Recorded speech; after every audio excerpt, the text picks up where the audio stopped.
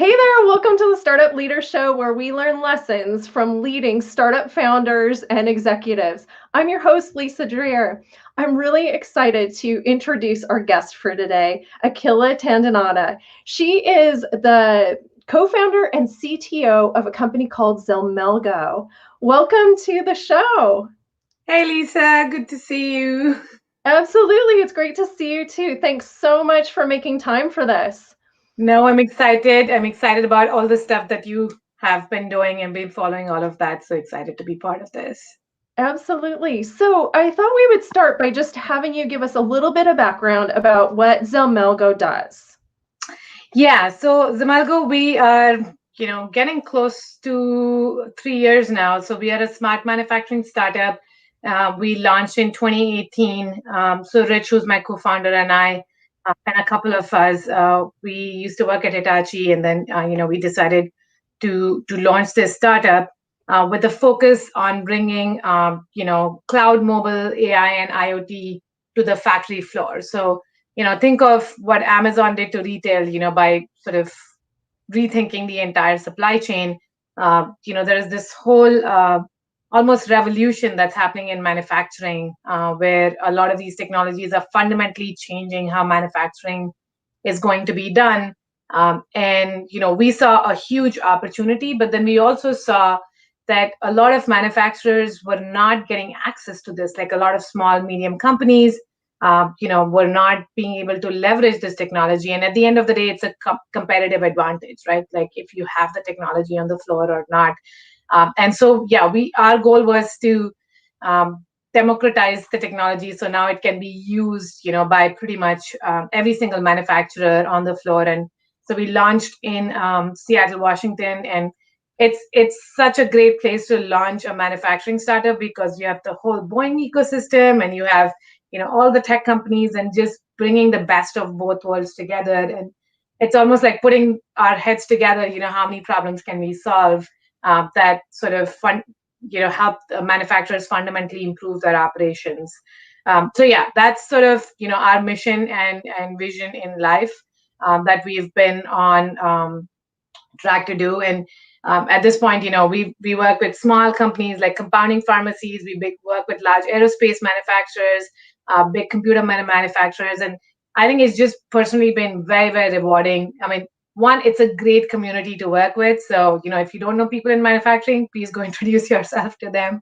They're just like amazing people to work with. But then, to see how technology can fundamentally help them and, bring these tools to them, I think has been very, very rewarding to us. Wow, so that sounds like a really broad set of use cases. You're talking about pharmaceuticals and you're talking about aerospace. Right. So how do you work with so many different types of companies Yes. and, and work across so many different like concepts? Actually, that's a great question. So, initially when we launched, I think we had the same question too, like, would the same product work across different verticals? But what we found is, the four problems that we work on, automatically managing your inventory, automatically, tracking all your tools and, expiring inventory on the floor, and then looking at your work in progress, letting it's like Google Maps for the factory. I'll tell you where something is at any point of time. uh, those fundamental problems really don't change, even though what product they're delivering changes, because it's sort of a foundation to how you do discrete manufacturing, for example.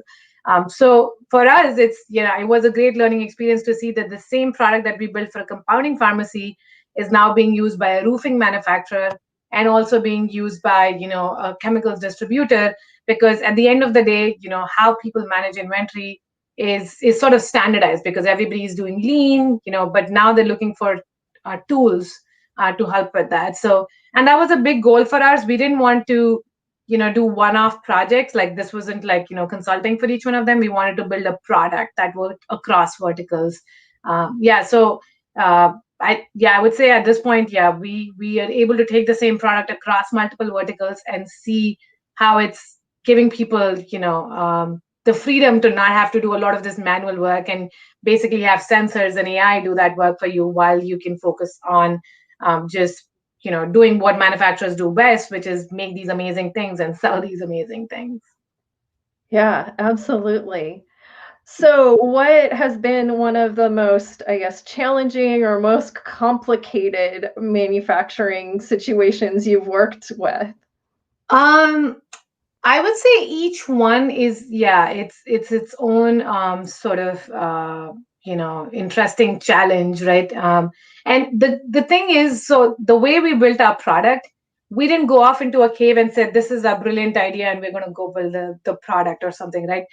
We say we co-created our product with manufacturers. So we would go talk to manufacturers, they would tell us a problem, we would go talk to 5 other manufacturers. If the same problem existed, we would then translate that into our product itself. So if you think of it in a way, we every single challenge that we've heard has become our product, right? Because that's sort of what our solution has become. So the one challenge that we heard all the time is, I am running out of my inventory constantly. I have, I don't have, I have people running around on the floor trying to find these things and just wasting a ton of time doing that. So for us, it was like, okay, how do we use sensors to automatically collect this data?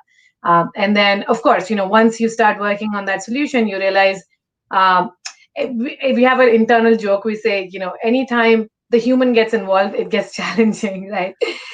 But then, so our goal is, okay, what's the part of this that people don't have to do? Because nobody really wants to be sitting around counting boxes, because they have their skill set can be used to do so many better things. They could be making things. So our real challenge is how do we combine sensors and AI in a way where the human being does not really have to do this, right? Where they can just be focused on doing their job. So I would say that's been the technology challenge of things. The product side, the other is, again, we don't want to be coaching people to use complicated technology products, right? Because that's one thing that if there's one good way to not sell your product is to just make it extremely complicated. Yeah. So how do we on our end take over all the complexity and then just provide an extremely intuitive interface to the user? Like we say, if we have to train people, then we've done it wrong. Like if you have to teach people how to use our app, then we've done it wrong. Like you look at, I mean, my 4-year-old using YouTube, she knows exactly how to use it because somebody has put really good thought into design there, right?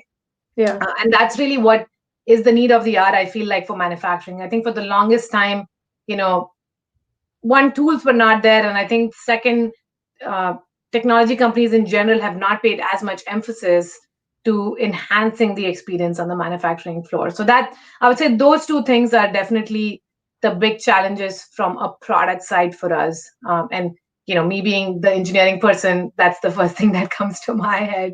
If you talk to Rich, he will definitely tell you on the business side of stuff.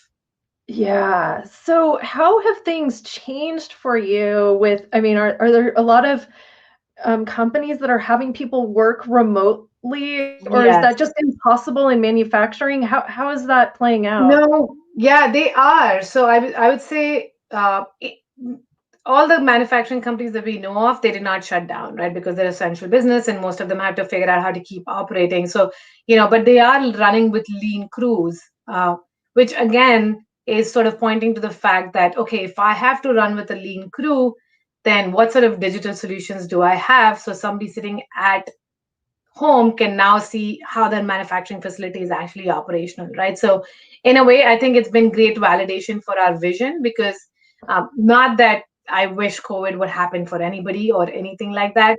None of us wish that this would happen, but it's just that with an increasingly remote world, with an increasingly remote workforce, being it's tough to hire the right people at the right place. How do you and make these operations digital so you can have somebody sitting in the other side of the world who could still be monitoring operations or who could still be making decisions based on the data that's coming in. So I would say, yeah, we've definitely seen a lot more interest in from manufacturers themselves trying to figure out, okay, if I was thinking of going on the digital journey, but now I have to accelerate it, and then what does that mean for me right now? Yeah, I mean, I think they're dealing with so many unique challenges this Yes. year, and they may find that ultimately, they've implemented things now that allow their business to run more efficiently and better and all of those Yeah, things, but we have a customer here.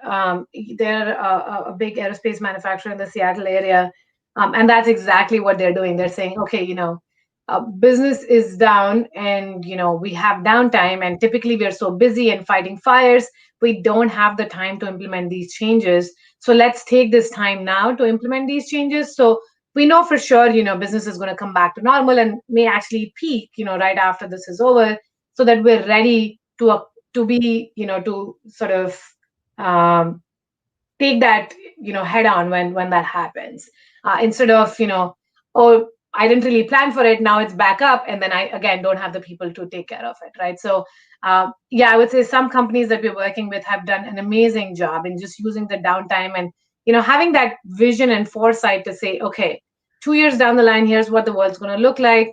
How can I use this time to be better prepared for that time?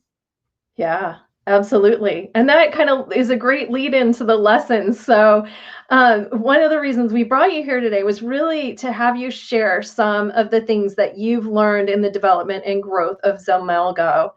And so, just to kind of kick that off, what would you say are some of the biggest keys to your success so far?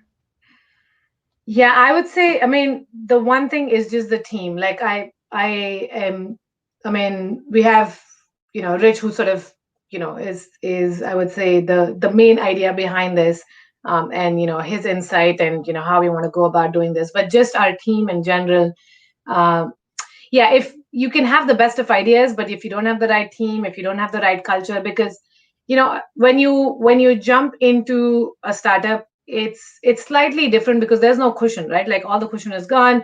You're basically jumping into a pool and trying to figure out how to swim, right, at that point of time. And if you don't have the right sort of support, if you don't have the right sort of trust, like you're making all these risky decisions, and if your team's constantly like, oh, I don't agree with this or I don't agree with that, you can't move at the pace that you need to, right? Versus if everybody's thinking in the same direction, there is the same culture, if everybody's willing to work as hard as it's as needed, where you're not having to be like, yeah, I really need you to do this, but can you really do this?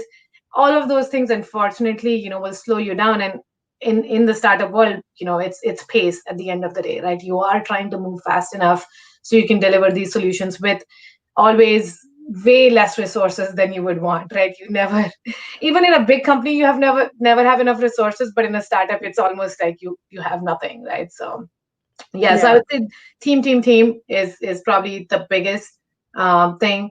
I think the second thing is just listening to customers, like not being in your own head. And again, I think different businesses work differently. There are the innovators, who come up with new technologies and stuff. But at the end of the day, if your technology is not solving the customer's problem, or if you're not listening to the customer, or if you think you know what the customer needs, right? Which you can get to a point, once you really embody them, right? They say actors get into the soul of the person that they're playing, and at some point of time as entrepreneurs, you will do that. You will get into the soul of the person that you're trying to solve the problem for. But in the beginning, it's all about listening. It's all about, I don't know anything about this, I'm here to listen, I'm here to learn. And then I cannot stress listen. Like a lot of people say, yeah, I'm listening, but like really listening, right? Can you like really feel their pain? And when I say that, uh, we still to date go on site to all of our customers.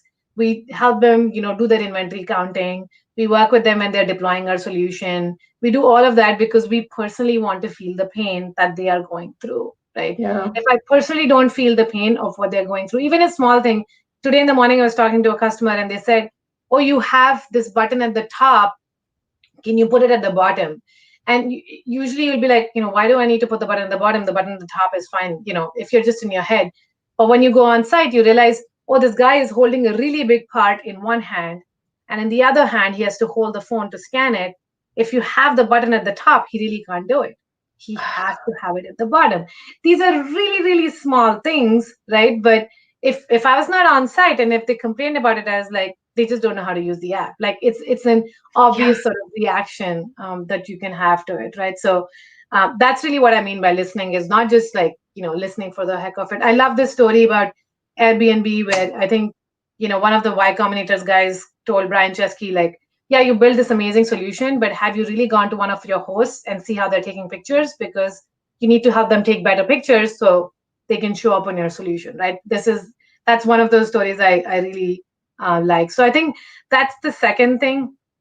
And I think the third thing is, which I sort of discovered halfway through, is your biggest competitive advantage is you, right? So when I say you, I mean your team, right? So how you talk to customers, how you come up with ideas, what sort of stuff do you sweat about? Do you sweat the small stuff? Because if you don't, that's really where the difference is.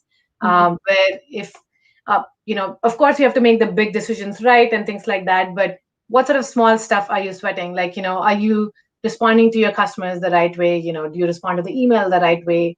These are small things, and it's easy to ignore those, but if they are important to you, your customers will notice this, and that is your competitive advantage, right? So I read somewhere where they said entrepreneurship is just becoming more of yourself, is embracing more of yourself, right? And that's and that's why, the big companies that do really well have very strong cultures. And a lot of times people are like, why do you have to be so strict about your culture? Because that's your competitive advantage.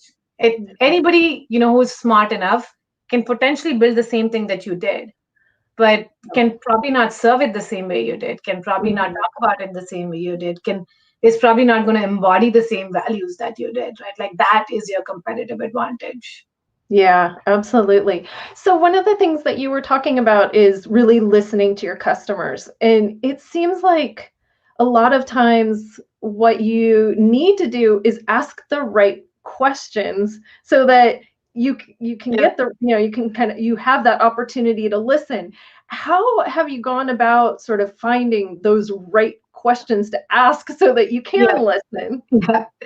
I think it's an art though, right? Like you have to constantly, like, I feel like our pitch, and I mean Rich is a master of this.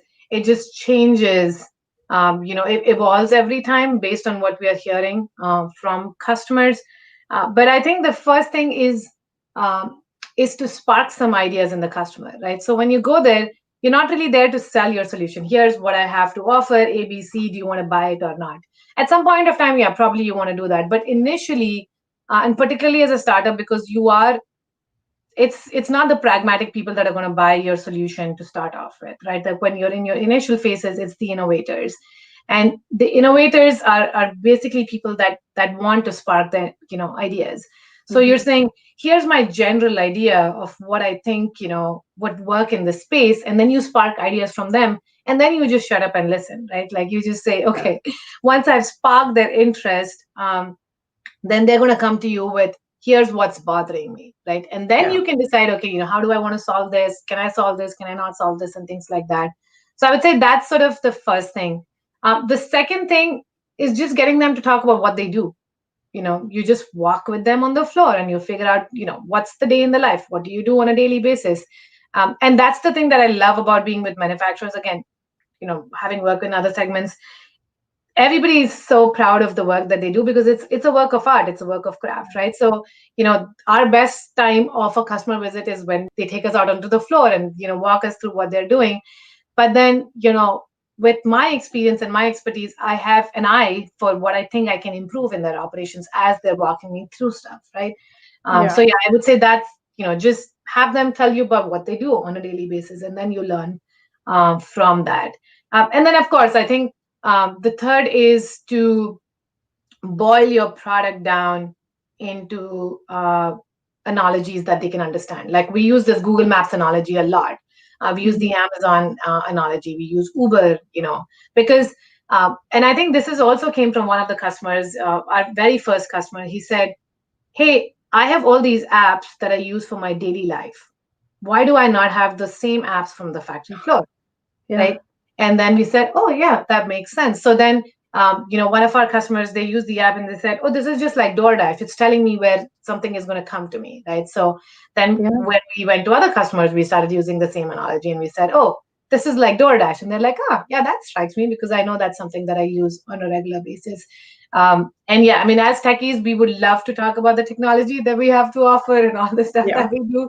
But for the end customer, no, it's just about boiling it down to, something that they can relate to. And once they can, then, they'll definitely come back to you and say, here's what I'm looking for. Yeah, sure. So, kind of thinking back, so now, kind of knowing what you know now, what would you have told yourself back when you guys first got started? I would have said, great job making the jump. I mean, I call myself an accidental entrepreneur. I didn't really want to, ever imagine doing this, but I think it was just sort of Rich and, other people on the team that it was just such a great opportunity that I couldn't pass on it. But I think other than that, I feel like it's been very organic. Like it wasn't like, um, yeah, we jumped in and then we like, discovered a whole bunch of things. It's been like constant learning Yeah. along the way. Year one was about, okay, can we get to talk to a few customers? Year two was, can we sell a little bit to customers? Year three is like, can we scale? And every year, I think it's such a different learning. So if I would say something, it's like, change is constant. There isn't, and now with COVID, like who would have imagined, like, imagine you're doing a startup, COVID hits, what does that mean? Like, so I would say being flexible has been important. Yeah. Being with the right set of people, like I keep saying. And then I think perseverance and patience. Like just you have to be, yes, I put in all my effort, and then, now I also have to be patient, which is not always easy when you're in this, right? You're like, Yeah. why am I not seeing, the results of what I have done? Yeah. But I do want to stress on the flexibility portion a little bit because, um, as and I can speak only as as engineers, we're trained to have a level of detail and perfection on the stuff that we do on our daily basis because these products can make there's some criticality which is associated with it. But Mhm. sometimes the same thought process can carry over when it comes to making business decisions and other things like that.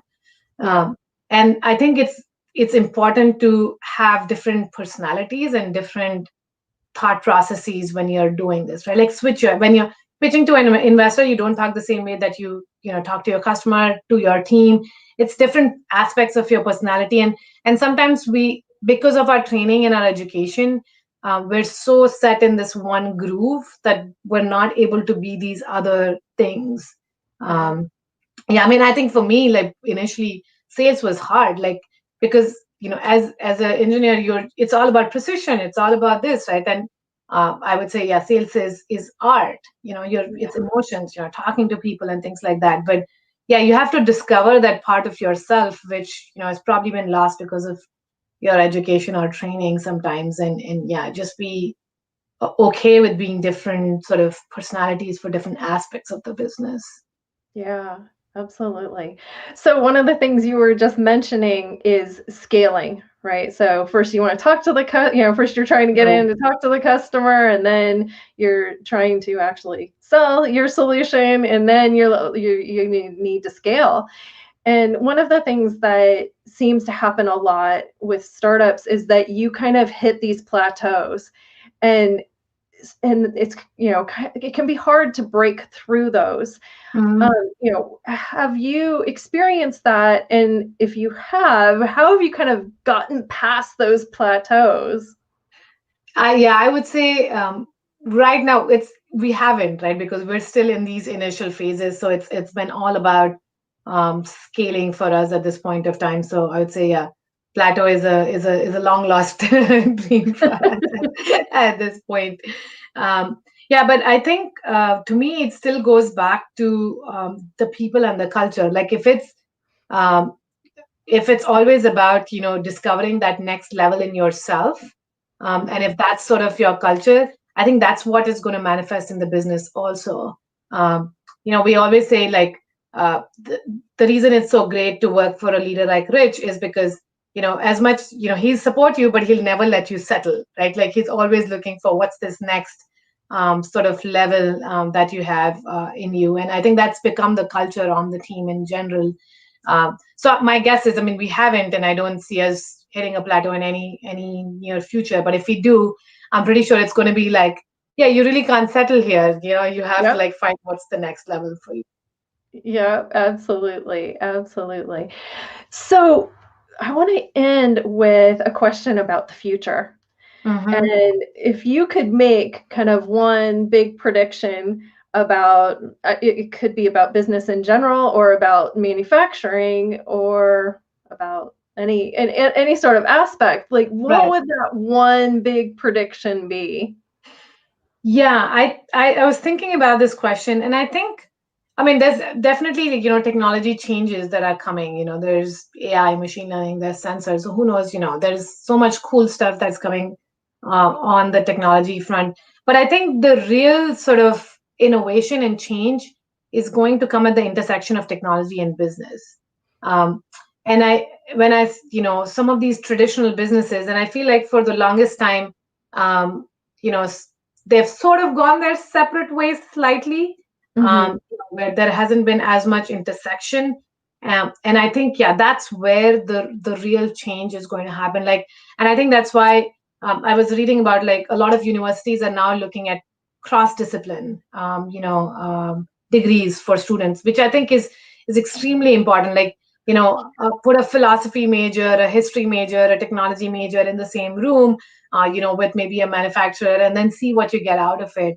But I think we need, like, we've done a really good job of specializations, and sort of the world's moved that way. But I think now we need to like start to bring all of these things together if we have to lead to fundamental sustainable change, across. Because, Yeah. um, and I think that's sort of one of the things that I'm very passionate about is if you have to bring sustainable change, which we all understand now is extremely important, then we need to start to put different sets of specializations together to say, okay, I'm going to build a business, but what's the environmental impact of it, or what's the impact on people, or what does this mean to my fundamentally to my manufacturing, because that's a fundamental business that I have, and yeah, and just getting people from different, and of course there's diversities and things like that. But even somebody was telling me like all of these technology companies that are in the Midwest,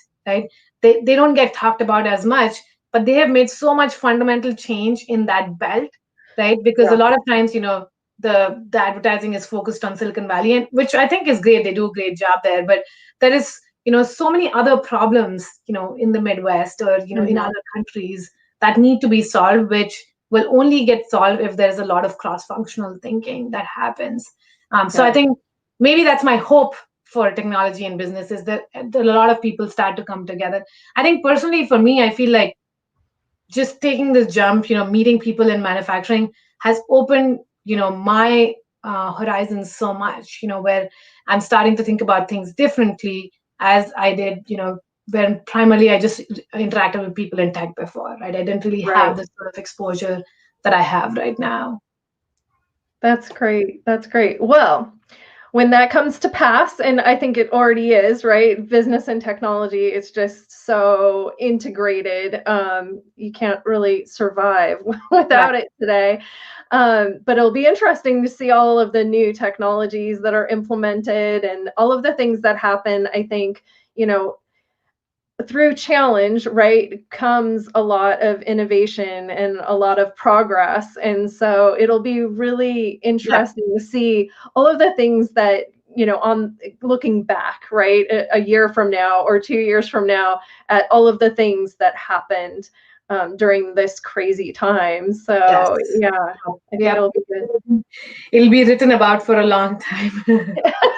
Absolutely. Yeah. Well, thank you so much for joining us here Thank today, you, and Lisa. hopefully we'll speak again soon, and you can give us updates, and maybe we'll learn some additional lessons as well. Thank you so Yes. much for Thank joining us, you. Akila. Take care. Bye. Absolutely, you too.